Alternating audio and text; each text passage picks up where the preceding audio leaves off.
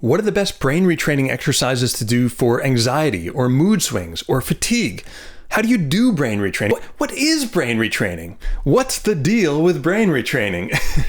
Hey guys, I'm Ben Ahrens. I'm co-founder of Reorigin, where we teach people how to reclaim their health by retraining their brain. And in this video, I'm going to do something a little bit different. I'm going to answer questions that have come up through the comments section. Yes, I read all of the comments of the videos, and I want to thank everyone for participating in this channel and asking such great questions. And I'll do my best to give responses. And maybe this will become a regular sort of podcast thing that we'll do sort of AMA about brain retraining, since there are so many great questions that come through. So let's go ahead and jump right into it. The first question that came up that I thought was really great was, what is the low-hanging fruit for those of us who are not able to purchase a brain retraining program just yet, right? What can I work on now, this person says, that will be the most impactful? So first of all, let's just define what brain retraining is. Brain retraining is meant to take what has previously been a subconscious response, that's to say a habituated pattern. I'm not talking about habits like brushing your teeth or not brushing your teeth. I'm talking about much more subtle habits, how our body behaves, how our autonomic nervous system functions, even yes,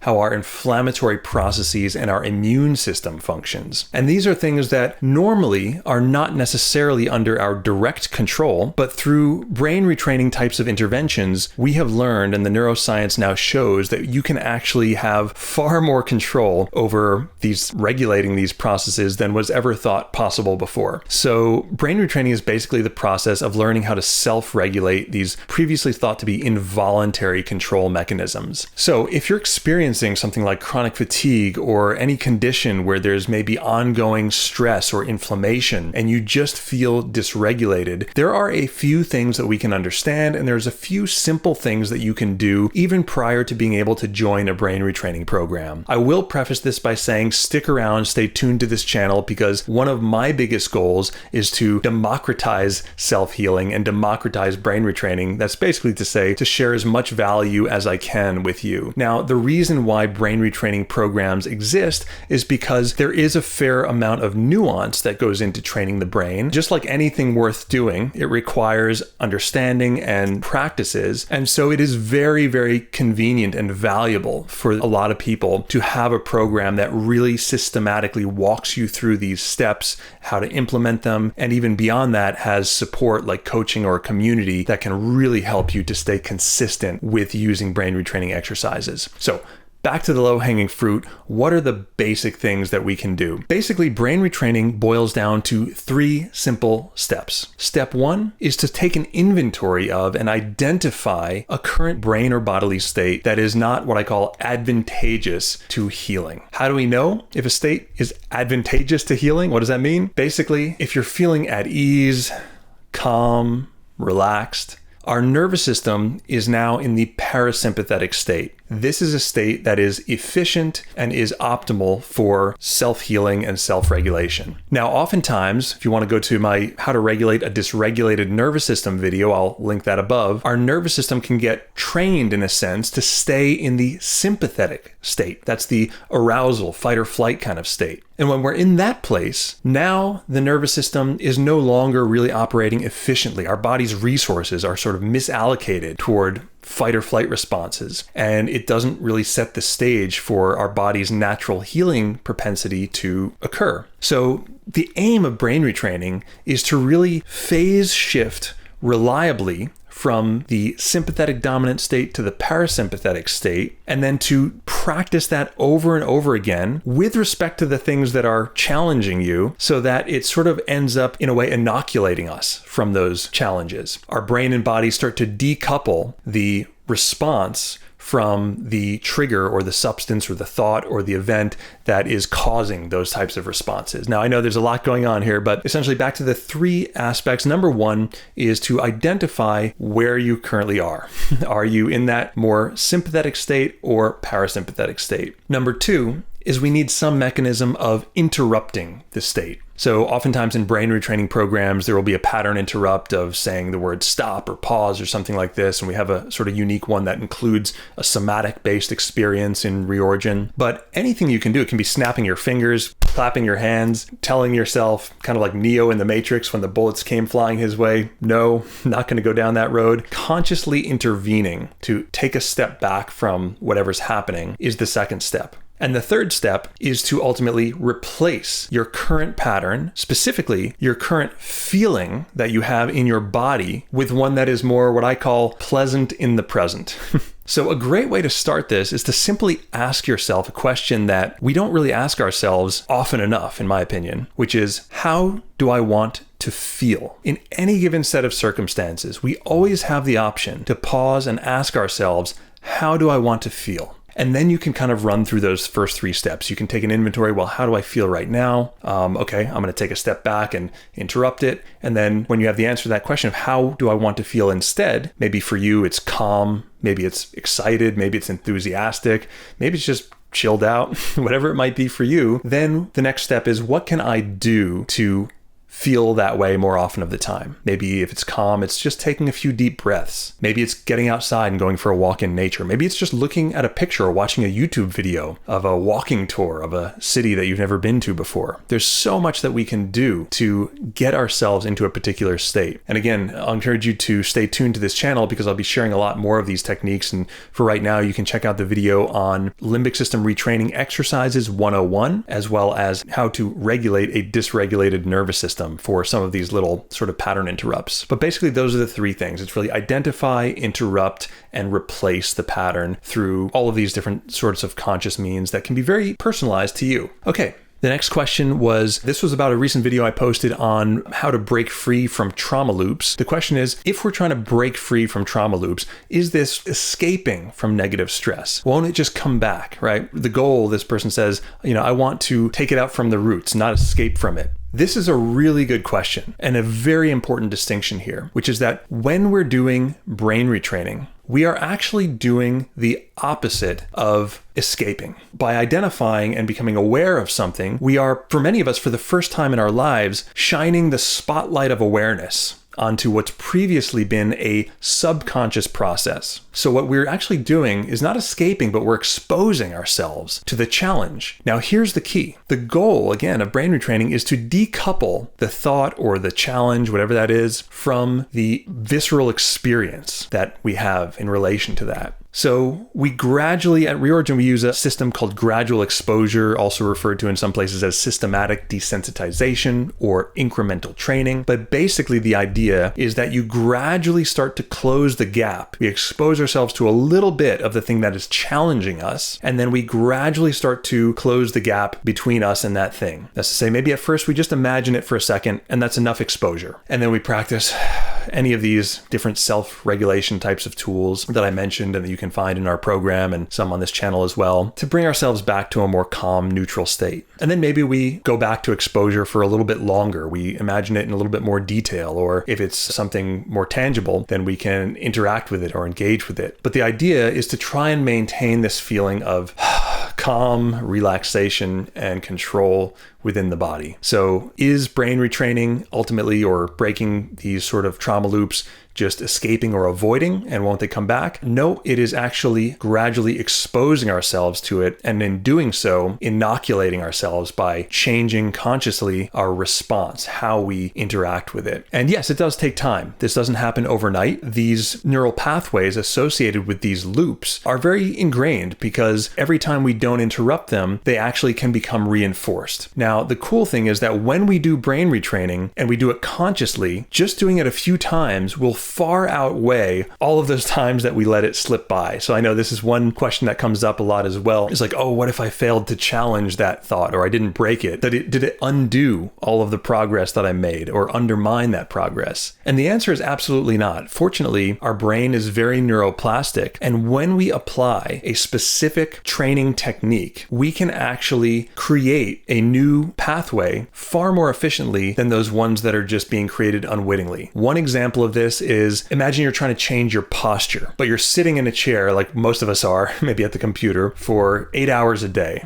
right? Does that mean that if you want to change that posture, if you want to fix your posture, that you need to then stretch and do stretching types of exercises for 8 hours a day to undo the 8 hours of sitting? No, because we know how to stretch the muscles in very specific ways, you can actually probably do something like 10 minutes of stretching a day. And if you do it properly, that 10 minutes of targeted stretching could theoretically actually undo all of the impacts, the negative effects of 8 hours of sitting. So similarly with brain retraining, yes, we've all been through, in some cases, lifetimes of running certain loops and enforcing certain patterns. But when we start to use these techniques or a program like Reorigin very systematically, we can actually undo a lot of that very efficiently. Okay.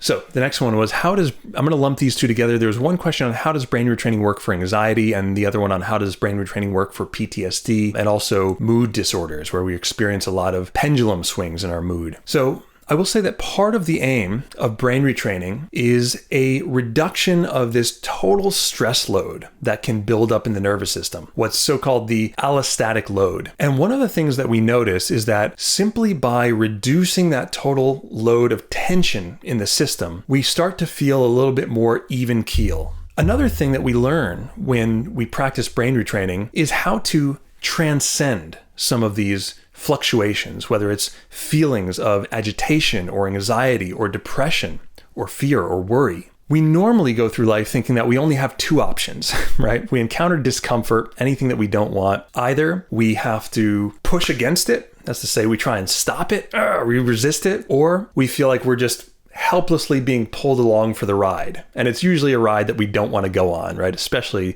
if it's anxiety or just about anything else. There is a third option, and this is one of the things that we teach in the Reorigin program. Imagine for a moment that mood swings, anxiety, depression are sort of like the ebb and flow of a pendulum swinging back and forth. Again, sometimes we just feel like our only options are to push against it to stop it, which entails the mechanism of grit and exertion and is usually kind of exhausting. Or we feel like, okay, we're just going along for the ride. Now, the third option would be, by that same pendulum analogy, imagine for a moment that you could climb the string of the pendulum. Now, we're not stopping that swing from happening necessarily just yet, but the higher up the string you go toward the center, the less we fall subject to those flows back and forth. So sure, you might experience or notice that these fluctuations in mood or energy or vitality or whatever it might be are happening beneath you, but we're not so attached to them. We're not being really pulled along for the ride. And at the same time, because we've taken this more observer standpoint, we're also no longer feeling so affected by them. So this is so key because this is sort of the combination of acceptance and also taking action to move forward. And when we do this, when we practice this, and I know easier said than done, but when we practice sort of transcending and floating through these undesired symptoms, thoughts, sensations, or swings, they actually do start to dissipate and lessen. So everything that happens in the body, feelings of agitation or anxiety, ultimately are chemicals in the system. And just like any chemical, they have a certain half-life. Now, when we resist them, we can actually perpetuate them. So we increase their half-life. We don't allow them to naturally dissipate. But when we practice this sort of transcending approach, moving ourselves into this curious observer position, thinking of even, you can even actually imagine yourself climbing the string of that pendulum and allowing the swings and ebbs and flows to happen beneath you. Now we're actually letting those chemicals disperse and work their way through and out of the system. So brain retraining can really help with a wide range of conditions that are basically stemming from a sort of lost ability to self-regulate. And this idea, this notion of self-regulation is so critical because it means that it can take the pressure off you. You no longer have to micromanage your mood or your energy. If you can rather just restore or reestablish your own ability, your body's own ability to self-manage, well, then it functions on autopilot. Right? You don't have to be driving in manual all the time. That's one of the ways and one of the reasons why brain retraining can be very effective for such a wide range of conditions that involve or stem from dysregulation of the nervous system, what we also refer to as limbic system impairment or dysfunction. Okay, here's another more practical question. Is it better to brain retrain throughout the day or for shorter, more focused periods? I would say it is helpful to do both. So it is very helpful, just like when you go to the gym, if you're trying to affect some physical change in your body, say build muscle or increase stamina, to have a sort of routine. And at Reorigin, we advise people to practice their brain retraining routines for about 10 minutes 2 to 3 times a day. So you have a few little pockets in your day where you're just dedicating a few minutes really to practicing these new routines for yourself. And then the next thing we want to do is, as we go through that, maybe for the first few weeks, so you've learned the mechanics of brain retraining and you start to have the new pattern ingrained in your nervous system, now you can start to integrate that into everyday life. So maybe you realize when your symptoms have been sparked or triggered, when you realize when you've become dysregulated, now you just pull out one of the tools and you can start to use it in real time. So I made another video, which we'll link to as well, which I think was called How Long Does It Take to Retrain My Brain? And in that video, I basically just described these 3 different phases of brain retraining: isolate, integrate, and improvise. You can go and watch the complete video there, but suffice it to say, I recommend starting with a dedicated time or a couple of short times throughout the day. That's the isolate time. You isolate a certain time and just practice it. Then you can start to integrate these tools throughout the day, say after the first few weeks of dedicated brain retraining. And then the third phase is improvisation. That's where we eventually get to this automatic phase where we no longer even need to think about the exercises. Our nervous system, our brain, our body is just starting to default to our new state of calm and well-being. And that's one of the greatest things in my mind about this type of neuroplasticity training, is that it is so fundamental that it's not a crutch that we always have to rely on. Sure, in the beginning, we have to, just like learning any new skill or habit, we have to consciously apply it. But if done with enough consistency over time, we will reach this place where it just becomes our new normal, what I call our new default state.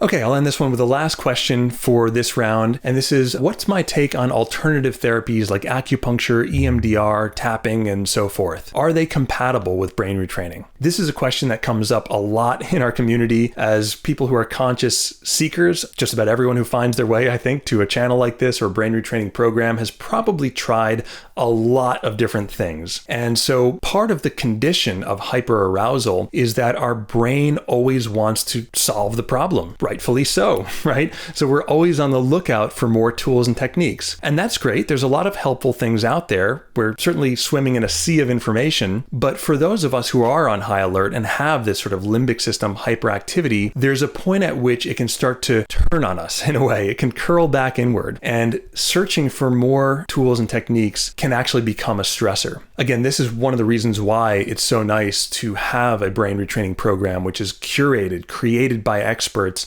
and just allows you to stay focused on that low-hanging fruit. So in answer to this question about these other therapies and whether they're compatible, I always tell people, I leave it to them, and I give a little litmus test. If you already have found some things that help you to, say, calm your nervous system or elevate your mood, and they're not causing any additional stress by, having to remember to do them, then sure, by all means, keep doing them. But if you find that you are becoming at all stressed out or overwhelmed by trying to fit all these pieces of the puzzle together and fit them in, then I would suggest put them aside and just stick to the basics of the brain retraining program, or just pick one of the exercises that you see in this channel that resonates with you if you're not in the brain retraining program yet, and simply use that and give yourself a time period, say 2 weeks or 3 weeks, where you're just going to stick to that in a dedicated manner. Those other techniques aren't going away. You can always turn to those. You can try those things or put them in a later folder. But I have found that for most of the members of Reorigin, it is very helpful to stay focused